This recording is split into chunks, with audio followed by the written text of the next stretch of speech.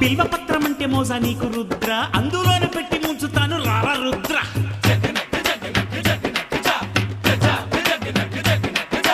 తిరుపమెత్తి తిరిగేటోడ కాటి రుద్ర, నీది యోగం అసలు కానే కాదు దొంగ నిద్ర.